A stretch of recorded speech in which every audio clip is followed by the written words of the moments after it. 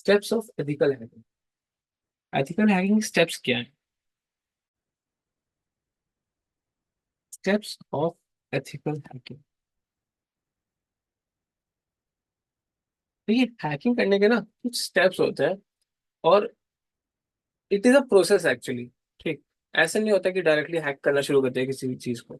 नहीं, एक प्रोसेस होता है, कुछ सर्टेन प्रोसीजर्स होते हैं, उसको फॉलो करना होता है। देन लास्ट में जाके एकदम जो स्टेप्स होते हैं उसमें हम लोग जाके एक्सपर्ट्स वगैरह करते हैं किसी भी सर्विस या फिर किसी भी चीज का। तो वहां तक पहुंचने के लिए हम लोग उसकी स्टार्टिंग कैसे करते हैं उसको समझते हैं। तो step one.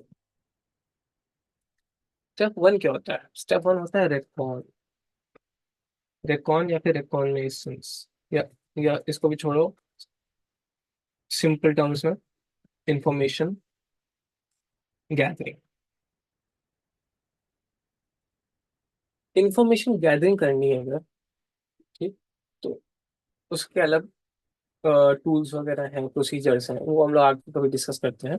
But step one जो होता है वो होता है हमारा रिकॉन। रिकॉन स्टेज या फिर इंफॉर्मेशन गैदरिंग। हम लोग का जो टारगेट है, यहाँ पे मैं लिख देता हूँ, to know what are your targets and get more information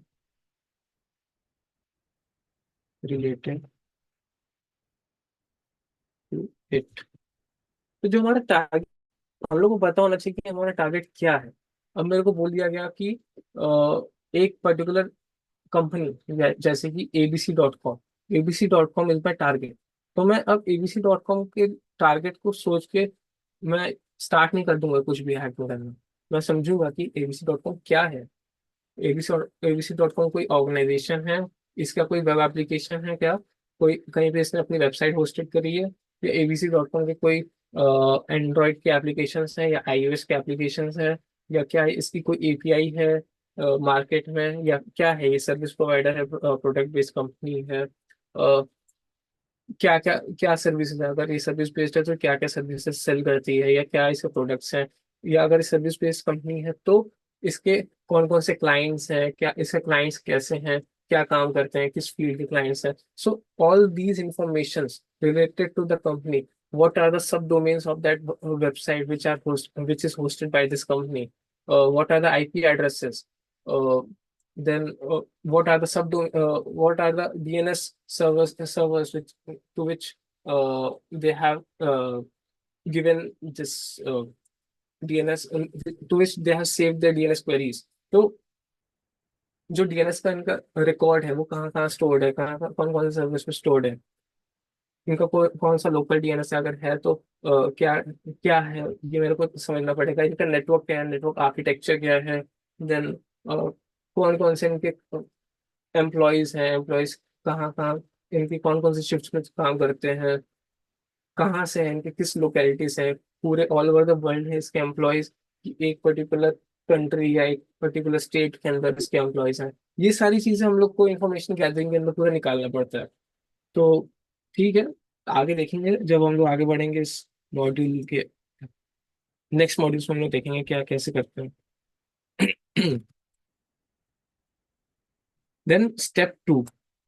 step two जो है वो कहीं कहीं जगह पे कुछ कुछ लोग जो है इस स्टेप टू को मर्ज कर देते स्टेप वन के साथ ही, क्योंकि बहुत थिन गैप है। आपको अगर अलग नहीं रखना है तो आप अलग साथ साथ में भी इसको लेके चल सकते हो स्टेप वन के। बट ठीक है, from basics point of view इसको हम लोग थोड़ा सा सेपरेट ही रखते हैं सिर्फ वन के। तो सेकेंड पॉइंट आता है एन्यूमरेशन, या एन्यूमरेशन नहीं, स्कैनिंग।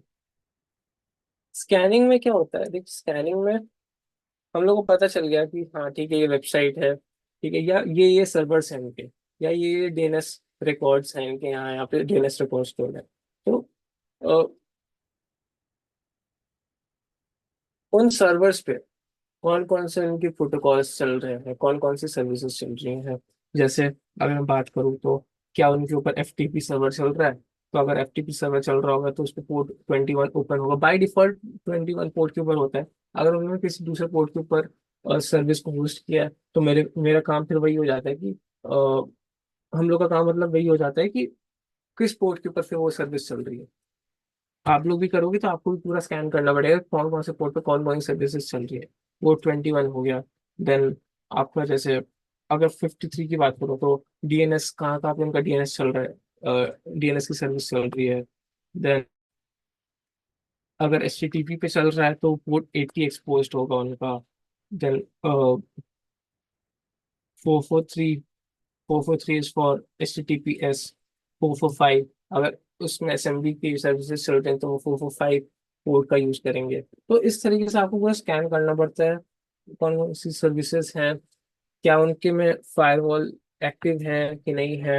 अच्छा, एक्टिव से याद आया कि यहाँ पे दो तरीके की स्कैनिंग्स भी होती हैं, और इवन इंफॉर्मेशन गैदरिंग में भी दो तरीके होते हैं करने के, active and passive. Active information gathering होती है कि आप डायरेक्टली क्लाइंट के साथ जाके मीट करो, और उसके उससे आप डायरेक्टली डेटा निकालो। जैसे कि अगर मेरे को देखना है कि एम्प्लॉयज कौन कौन से हैं यहाँ पे, ठीक है, उनके यहाँ, उनके ऑर्गेनाइजेशन में, तो मैं उनके डायरेक्टली ऑर्गेनाइजेशन के अंदर चला गया और मैंने रिसेप्शनिस्ट से पूछा कि क्या ये एम्प्लॉय है आपके यहाँ। तो उसमें तो या तो वो हाँ बोलेगी या ना बोलेगी। मैं बोलूंगा फिर अच्छा ठीक है, मेरे को HR डिपार्टमेंट में जाना है, तो HR डिपार्टमेंट बता देगी कि हाँ इस पर्टिकुलर बंदे के पास या फिर इस पर्टिकुलर पर्सन के पास आप जाके मिल सकते हो। तो इस तरीके से आप एक्टिवली जाके ऑर्गेनाइजेशन के अंदर इंफॉर्मेशन गैदर करते हो। पैसिव इंफॉर्मेशन गैदरिंग क्या होती है कि आप किसी थर्ड पार्टी के थ्रू इंफॉर्मेशन निकाल रहे हो ऑर्गेनाइजेशन की। जैसे कि मैं चला गया Naukri.com पे, तो Naukri.com पे मैंने देखा कि अच्छा क्या कोई ओपनिंग वगैरह है इसकी, इस ऑर्गेनाइजेशन की। अगर ओपनिंग है तो किस चीज़ की ओपनिंग है, क्या मैं एज अ मतलब मैं प्रिटेंड कर सकता हूँ कि मैं भी उस जॉब जॉब रोल के लिए अप्लाई कर दूँ। ठीक है, फिर मैं इंटरव्यू के लिए जाएंगे आगे तो वहाँ पे कुछ अलग इंफॉर्मेशन निकाल सकते, तो वो इस तरीके से मतलब आप थर्ड पार्टी के थ्रू इंफॉर्मेशन गैदर करते हो। जैसे कि उनकी अगर कोई ब्लॉग्स की वेबसाइट है तो मैंने ब्लॉग्स की वेबसाइट पे जाके देख लिया कि अच्छा यहाँ यहाँ यहाँ पे इनकी इस टाइप के ब्लॉग्स हैं, इतने लोग कमेंट करते हैं, ये अच्छा जिसने ब्लॉग को होस्ट किया है कोई पर्टिकुलर यूजर होस्ट करेगा उस ब्लॉग को, तो वो ऑब्वियसली कोई ना कोई एम्प्लॉय होगा, तो उसके रिलेटेड थोड़ा सा हम लोग को इंफॉर्मेशन मिल जाएगी वहाँ उन ब्लॉग्स से। उनके इंस्टाग्राम के या फेसबुक के पेजेस वगैरह देख सकते हैं। तो इस तरीके से आप पैसिवली थोड़ा सा चेक करते हो, इन्फॉर्मेशन गैदर करते हो। हाँ, कई बार ऐसा भी होता है जैसे इंस्टाग्राम पे उनके पेजेस पे उनके ही एम्प्लॉयज उनको फॉलो कर रहे होंगे उस ऑर्गेनाइजेशन को, तो आप उनके एम्प्लॉयज को चेक कर सकते हो जाके इंस्टाग्राम पे। इफ उनकी प्रोफाइल ओपन है तो इजीली आप उनकी लाइक्स एंड डिसलाइक्स को चेक कर सकते हो। इस तरीके से आप पैसिवली इंफॉर्मेशन गैदर करते रहते हो। स्कैनिंग का भी सिमिलर वही है, active and passive scanning. Active scanning में आप डायरेक्टली ऑर्गेनाइजेशन के साथ या फिर जो रिक्वेस्ट है वो आप डायरेक्टली सर्वर को सेंड करोगे। एक्टिव स्कैनिंग में क्या हुआ कि request is directly sent to server जहाँ पे भी हम लोग स्कैनिंग कर रहे हैं, यानी कि उनका एक पोर्ट, उनका एक IP एड्रेस होगा, ठीक। वो IP एड्रेस जो है उसको अगर मैं स्कैन करूँ तो मैं डायरेक्टली स्कैन करूंगा, यानी कि मेरी IP उस क्या कहते हैं उनके सर्वर के ऊपर डायरेक्टली जाएगी। पर पैसिव में क्या होता है,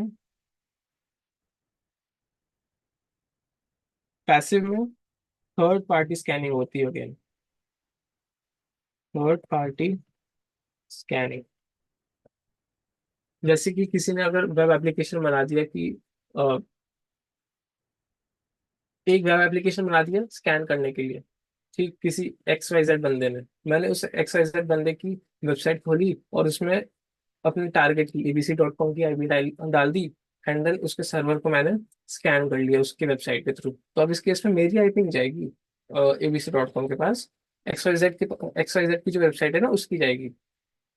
इस तरीके से आप अपने आप को हाइड करते हो या पैसिवली स्कैन करते हो किसी भी सर्वर को। देन आता है हमारा स्टेप 3।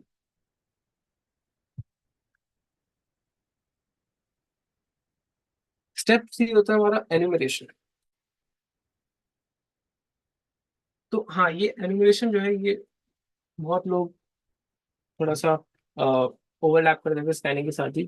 तो करना चाहो तो कर भी सकते हो, कोई दिक्कत नहीं है।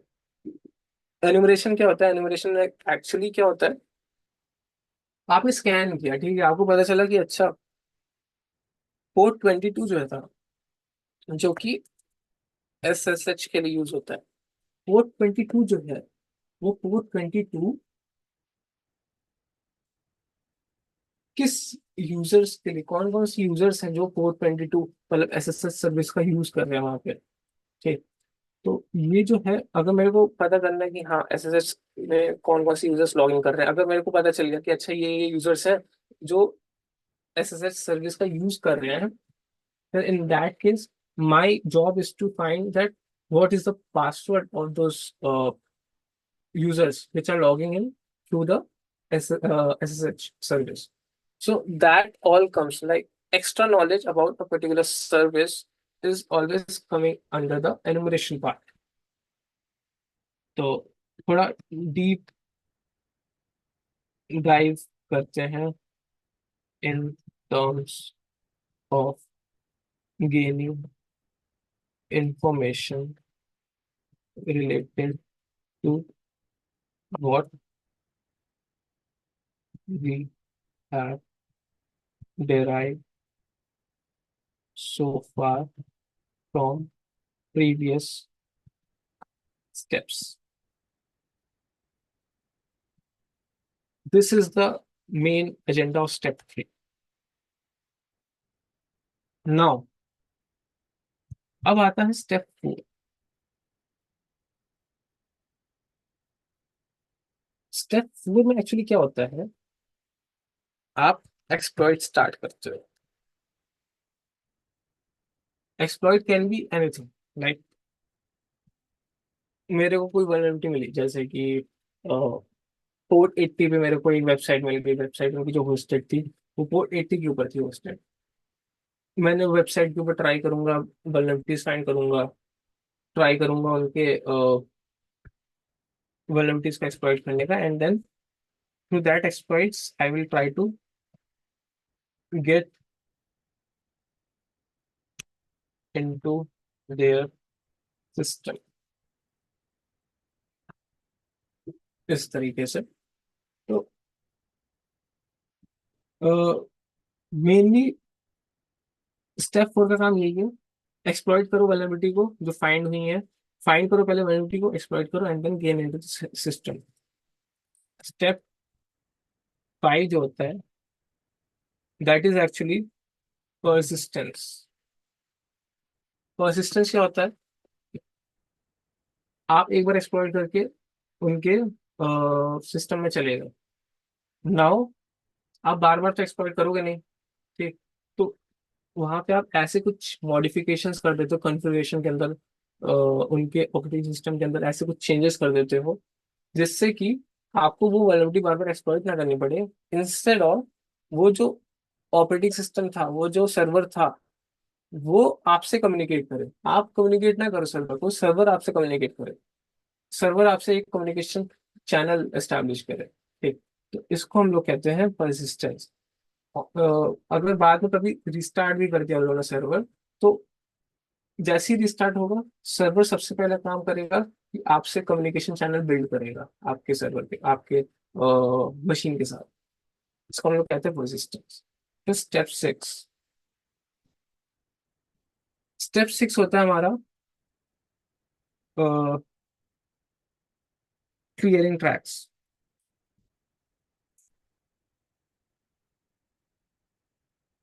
Clearing tracks.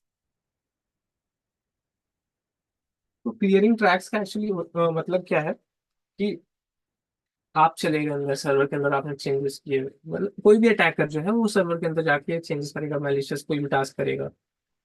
Being on the ethical side you won't be doing any malicious task in the server, but जो भी अटैकर होता है वो मैलिशियस कोई भी काम करेगा, ठीक है, कोई फाइल रीड कर दी या कुछ ऐसा बैकडोर डाल दिया, मैलवेयर डाल दिया सर्वर के अंदर। नाउ द थिंग इज वो जो है उसकी आईपी लॉग होगी। आईपी जो है वो उसके लॉग्स में जाती रहेगी सर्वर पे, तो वो जो सर्वर के लॉग्स है ना वही डिलीट कर देगा। ठीक है, सर्वर पे जो लॉग्स है ना वही डिलीट कर देगा। और वो डिलीट करने के बाद अगर कोई फॉरेंसिक्स करने आता है वहां पे बंदा, फॉरेंसिक्स ऑफिसर आता है अगर वहां पे, तो वो जो सर्वर है उसके ऊपर उसको कोई भी ट्रेस नहीं मिलेगा कि अच्छा ये आईपी से एक्चुअली यहाँ पे एक्सप्लॉइट हुआ था। तो इसको हम लोग कहते हैं क्लियरिंग ट्रैक्स। तो these are the basically 6 steps all in all, मतलब 6 होते हैं, कभी 5 होते हैं, मतलब इट डिपेंड्स आपको क्या करना है। तो 5 to 6 स्टेप्स होते हैं ये, जिसमें आपका हैकिंग का जो पार्ट होता है पूरा कंप्लीट होता है प्रोसीजर। अब हर एक स्टेप पे different different types of tools होते हैं जो वर्क करते हैं। ठीक, इन टूल्स को हम लोग आगे की स्लाइड्स में चेक करेंगे कि क्या होता है। तो अब हमारा जो स्टेप्स ऑफ एथिकल हैकिंग था ये हमारा कंप्लीट हो गया।